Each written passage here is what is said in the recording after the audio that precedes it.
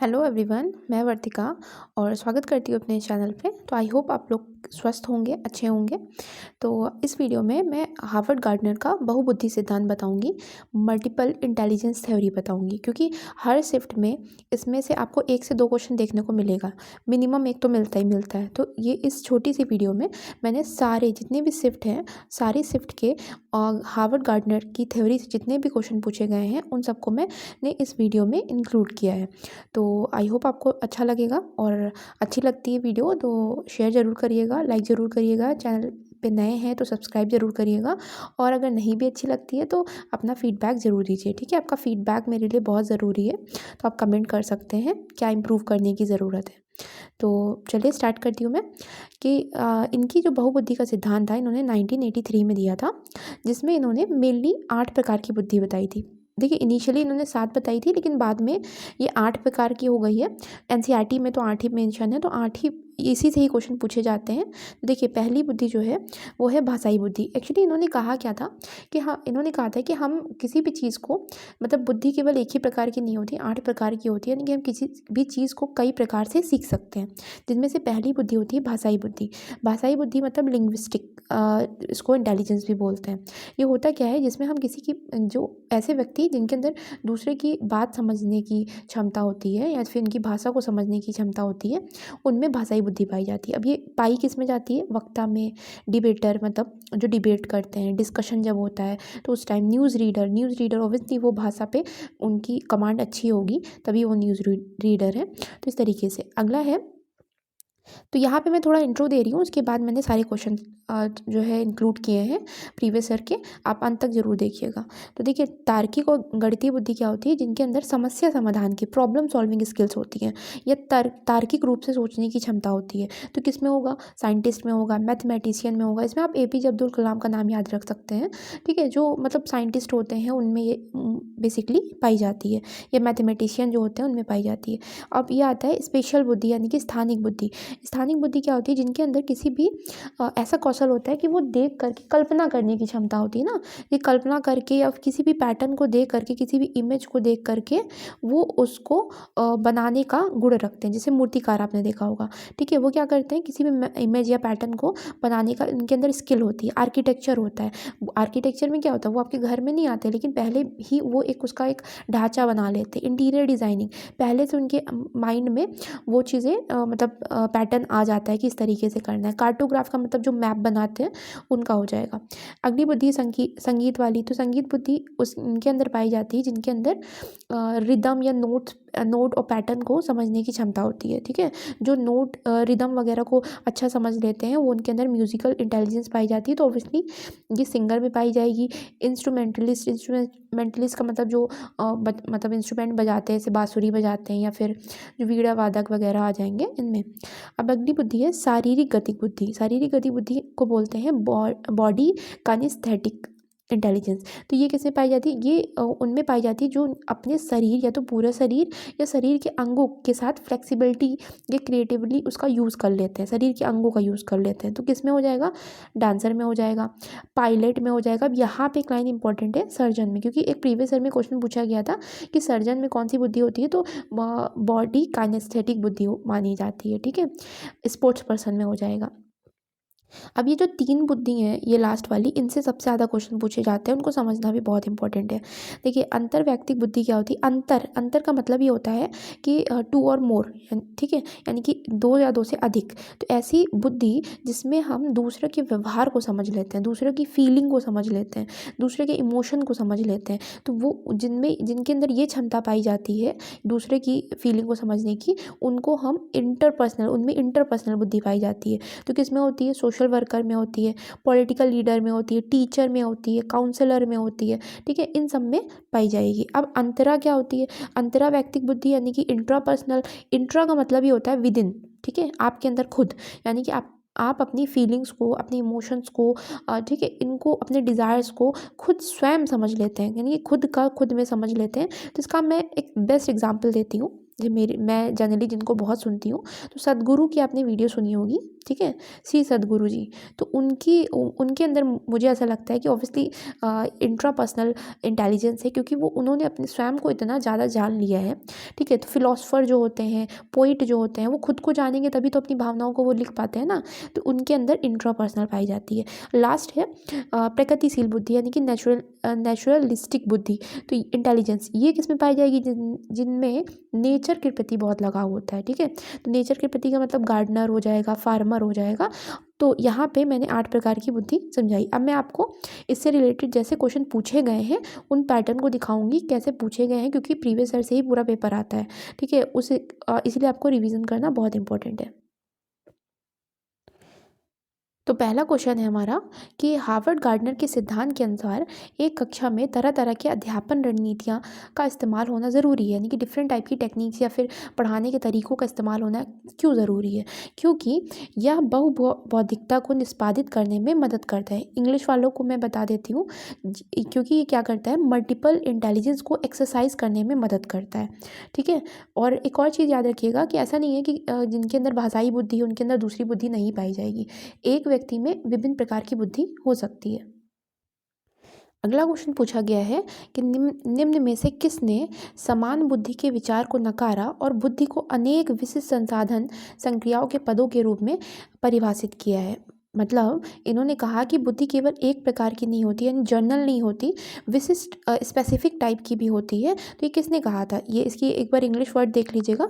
Defined intelligence in term of several distinct set of processing operation, यानी कि कई प्रकार की हो सकती हैं, कई प्रकार के ऑपरेशंस जिन पे किए जा सकते हैं। तो उन्होंने कहा था हार्वर्ड गार्डनर ने, ठीक है। अगला क्वेश्चन पूछा गया है कि किस बुद्धि में कौशल में उस कौशल की ओर संकेत करता है जो दूसरों की मनोदशा, स्वभावों और आशयों को पहचानता है? तो मैंने बताया अभी, इसका इंट्रो दिया था कि दूसरों के जब हम बिहेवियर को या फीलिंग्स को समझ लेते हैं और उन पे रिएक्शन देते हैं, तो उसमें कौन सी बुद्धि पाई जाएगी? अंतर्वैयक्तिक बुद्धि, यानी कि इंटरपर्सनल बुद्धि। इंटर याद रखिएगा, ठीक है। और अंतरा कब पाई जाती है? जब हम स्वयं को जानते हैं। स्थानिक, जिनके अंदर पैटर्न या इमेजेस बनाने की क्षमता होती है, जैसे आर्किटेक्चर हो गया, मूर्तिकार हो गया। तार्किक और गणितीय मैथमेटिशियन में पाई जाती है। नेक्स्ट क्वेश्चन पूछा गया है कि नीता सभी प्रकार के जानवरों, पौधों, धातुओं, खनिजों की पहचान व वर्गीकरण कर सकती है, ठीक है। तो उनमें कौन सी बुद्धि पाई जाएगी? तो ऑब्वियसली प्रकृतिवादी, यानी कि नेचर से रिलेट कर रहा है ना ये। जानवरों, पौधों, उनकी पहचान कर पा रही है, उनके वर्गीकरण कर पा रही है, इसका मतलब उसमें प्रकृतिवादी बुद्धि पाई जाएगी। अगला क्वेश्चन पूछा गया है कि हार्वर्ड गार्डनर के बहुबुद्धि सिद्धांत के अनुसार यदि कक्षा में कोई बच्चा सहकर्मी समूह के स्वभाव, इरादों, मनोदशा के प्रति उचित प्रतिक्रिया देने में सक्षम है, यानी कि कोई बच्चा अपने ग्रुप के और लोगों के स्वभाव या उनके बिहेवियर के प्रति रिएक्शन दे रहा है, रिएक्ट कर रहा है, तो उसके अंदर कौन सी बुद्धि है? तो उसके अंदर अंतर्वैयक्तिक बुद्धि पाई जाएगी। याद रखिएगा, ये अंतरा होगा। इंग्लिश वाला सेक्शन जरूर देखिएगा, क्योंकि बहुत गलतियाँ हो जाती हैं। यहाँ है अंतर्वैयक्तिक, यानी कि इंटर पर्सनल बुद्धि, और अंतरा वाला वर्ड आ जाएगा इंट्रा वाले में, ठीक है। ये देखिए, सॉरी, यहाँ देखिए, इंट्रा वाले में क्या होगा? जब वो खुद को जानता है, तो इसका आंसर थर्ड वाला होगा, ठीक है। अब देखिए, हिंदी में यही मिस्टेक होती है। अगला क्वेश्चन है कि हार्वर्ड गार्डनर की बहुबुद्धि सिद्धांत के अनुसार इनमें कौन सी बुद्धि जटिल आंतरिक भावनाओं को पहचानने और उनका प्रयोग करके अपने आचरण को दिशा देने में की योग्यता से संबंधित है? यानी कि आपकी खुद की इंटरनल फीलिंग्स को, खुद की फीलिंग्स को पहचानने की और उसको एक सही दिशा देने के लिए उसमें कौन सी बुद्धि होगी? इंट्रापर्सनल होगी, ठीक है। हिंदी में कंफ्यूज मत होइएगा, आप इंग्लिश में एक बार कन्वर्ट करके जरूर देखिएगा। यहाँ हो जाएगा अंतःवैयक्तिक, इसी को बोलते हैं अंतरा, ठीक है। और ये है अंतर, दोनों में फ़र्क है। इसीलिए मैं कहती हूँ इंग्लिश वाला पोर्शन ज़रूर देखें। अब ये तो बहुत इजी सा क्वेश्चन है कि बहुआमी बुद्धि का सिद्धांत किसने दिया है? तो हार्वर्ड गार्डनर ने दिया है। ये इजी है, इसका मतलब ये नहीं कि आगे की शिफ्ट में भी इजी आया है। अंत तक बने रहिए, क्योंकि शिफ्ट में आगे भी डिफ़िकल्ट क्वेश्चन पूछे गए हैं। अब देखिए अगला क्वेश्चन ही पूछा गया है, थोड़ा सा समझने वाला है। क्या कह रहा है कि हार्वर्ड गार्डनर की बहुआयामी बुद्धि के सिद्धांत के अनुसार निम्नलिखित में से किसका प्रयोग दृष्टि जगत को सही तरह से अनुभव करने की योग्यता और अपने आरंभिक अनुभव में परिवर्तन लाने की योग्यता के लिए किया गया है। अब देखिए यहाँ बात की जा रही है कि वर्ड को ऑब्जर्व करने की, वर्ड को जो पूरे जगत है, वर्ड का मतलब पूरी जगत को देखने की, उसको समझने की क्षमता और फिर अपने अनुभव में परिवर्तन लाने की क्षमता। तो ये किसमें होता है? स्थानिक बुद्धि में होता है। देखिए स्थानिक बुद्धि में यही होता है कि विजुअल, अब इसके लिए आप इंग्लिश सेक्शन में जाएंगे तो आपको ईजिली समझ में आ जाएगा, क्योंकि यहाँ वर्ड हो रहा है विजुअल वर्ड। तो मतलब जहाँ पे भी विजुअल इमेजेस या पैटर्न आ जाए तो समझ जाइएगा स्पेशल इंटेलिजेंस होता है या फिर स्थानिक बुद्धि होता है। ठीक है। अब अगला क्वेश्चन देखिए रिपीट हुआ है कि यदि किसी व्यक्ति के दूसरे के अभिप्राय या भावनाओं को समझने की योग्यता है, यानी कि जब हम दूसरे को समझते हैं तो वहाँ पे कौन सी बुद्धि होगी? इंटर होगी। अब देखिए यहाँ पे अंतःवैयक्तिक है, अभी कंफ्यूज मत होइएगा, इंग्लिश वाले सेक्शन में ज़रूर जाना है आपको, याद रखिएगा। ठीक है, इंट्रा और इंटर में, इंटर का मतलब होता है दूसरों को समझना। अगला क्वेश्चन है, अब देखिए यही क्वेश्चन अभी पहले आया था, लेकिन इसके पूछने का तरीका अलग है, इसीलिए आपको जानना ज़रूरी है कि किन तरीक़ों से क्वेश्चन पूछे जाते हैं। तो इन्होंने कहा है कि किस विचारक ने इस बात को नकारा है कि बुद्धि एकल इकाई नहीं है, यानी कि एक बुद्धि में केवल एक ही यूनिट नहीं होती, कई डिफरेंट इंडिपेंडेंट यूनिट होती हैं, पृथक स्वतंत्र बुद्धियों का सिद्धांत प्रतिपादित किया है, तो वो है हार्वर्ड गार्डनर। ठीक है, और वहाँ पहले क्वेश्चन में उन्होंने पूछा था जनरल और स्पेसिफिक वर्ड का यूज़ किया था, तो दोनों को समझना इंपॉर्टेंट। अगली शिफ्ट में क्वेश्चन पूछा गया है कि हार्वर्ड गार्डनर के सिद्धांत में बुद्धि वाले व्यक्ति वनस्पतियों और जीवों की विभिन्न प्रजातियों की सुंदरता को पहचानते हैं, यानी कि नेचर की बात हो रही है, तो नेचर की है, इसका मतलब प्रकृतिवादी बुद्धि पाई जाएगी उनमें। अगला क्वेश्चन पूछा गया है कि हार्वर्ड गार्डनर के सिद्धांत में सोच को व्यक्त करने के लिए धारा प्रवाह लचीले ढंग से भाषा का उपयोग करने की क्षमता होती है, यानी कि प्रॉपर फ्लुएंसी के साथ अगर कोई लैंग्वेज का यूज़ करता है तो उसके अंदर कौन सी बुद्धि पाई जाएगी? भाषाई बुद्धि पाई जाएगी। जैसे न्यूज़ रीडर जो होते हैं उनके अंदर बहुत अच्छी होती है। नेक्स्ट स्टेटमेंट वाला क्वेश्चन पूछा गया है कि हार्वर्ड गार्डनर के अनुसार निम्नलिखित में से कौन सा कथन सही है?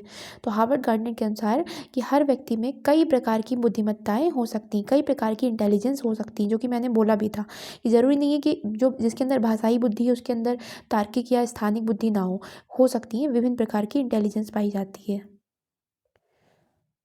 नेक्स्ट क्वेश्चन पूछा गया है कि हार्वर्ड गार्डनर के सिद्धांत में बुद्धि में व्यक्ति की अपनी पहचान, इनकी खुद को समझने, मानव अस्तित्व, क्यों उनका अस्तित्व है, क्यों इनके जीवन का क्या अर्थ है, उनके बारे में वो सेंसिटिव होते हैं, संवेदनशील होते हैं, तो उनमें कौन सी बुद्धि पाई जाएगी? ऑब्वियसली इसमें इंट्रापर्सनल, इंट्रा का मतलब अंतरा वैयक्तिक और यहाँ है अंतर्वैयक्तिक। अगेन मैं कहूँगी इंग्लिश में ज़रूर जाइएगा, फिर चेक करिएगा।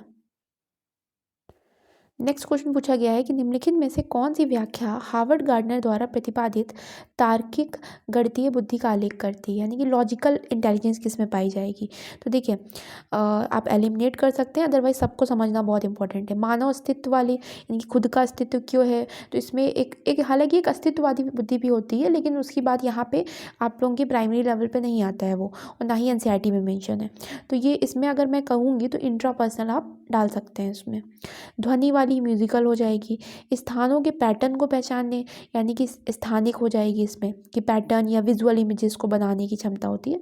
और आखिरी है तार्किक बुद्धि, किस में होगी? जब समस्याओं को तर्कपूर्ण तरीके से विश्लेषण करने और वैज्ञानिक दृष्टिकोण जब विकसित होता है, तो जिनमें ये होता है उनमें तार्किक बुद्धि पाई जाती है।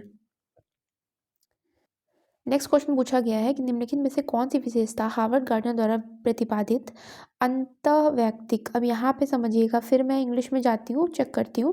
तो देखिए यहाँ दे रखा है इंटर, इंटर का मतलब क्या होता है? दूसरों को समझने की। हिंदी वाले सेक्शन पे गलती मत करिएगा, ठीक है, कहीं पे इंटर कर दे रहा है, मतलब कहीं पे अंतर कर दे रहा है, कहीं पे अंता कर दे रहा है। तो यहाँ पे इंटरपर्सनल इंटेलिजेंस की बात कर रहा है, इसका मतलब दूसरे के विचारों व इच्छाओं को समझने की क्षमता। अगला क्वेश्चन पूछा गया है कि हार्वर्ड गार्डनर के बहुबुद्धि सिद्धांत के अनुसार किस बुद्धि वाले व्यक्ति अमूर्त विचार के साथ कार्य कर पाते हैं तथा प्रतीकों का हेर फेर कर समस्या समाधान कर सकते हैं। तो अगर मैंने अभी जो समझाया जो अपने नोट्स में, अगर आपने उसको ढंग से सुना है तो आप कर लेंगे, अदरवाइज यहाँ कन्फ्यूजन पैदा हो सकता है। देखिए, समस्या समाधान वर्ड आएगा या फिर अमूर्त विचार आएगा, तो आपको पता होना चाहिए, मैंने गणित वाली पेडागॉजी वीडियो में बताया था कि गणित का नेचर कैसा होता है, अमूर्त होता है। तो ऑब्वियसली गणित के लिए ये यूज़ होगा, तो इसका मतलब तार्किक या गणितीय बुद्धि हो जाएगी। वरना अभी मैंने बताया भी था कि जिनके अंदर ये बुद्धि पाई जाती है उनके अंदर समस्या समाधान की क्षमता, तर्क देने की क्षमता बहुत अच्छी होती है और अमूर्त चीज़ों को वो समझ पाते हैं। अब देखिए, यहाँ पे स्टेटमेंट वाला क्वेश्चन पूछा गया है, उसको बहुत इंपॉर्टेंट है, समझना बहुत ज़रूरी है। देखिए, हार्वर्ड गार्डनर के अनुसार निम्नलिखित में से कौन सा कथन सही नहीं है। तो पहला है कि बुद्धिमत्ता यानी कि इंटेलिजेंस एक स्थिर व स्थायी विशिष्टता है, यही हो गया गलत। क्योंकि इन्होंने क्या कहा था कि इंटेलिजेंस में बहुत सारी इकाइयाँ होती हैं, बहुत सारी यूनिट होती हैं, वो स्थिर नहीं है और स्थायी विशिष्टता नहीं है, तो यही वाला आपका गलत हो जाएगा।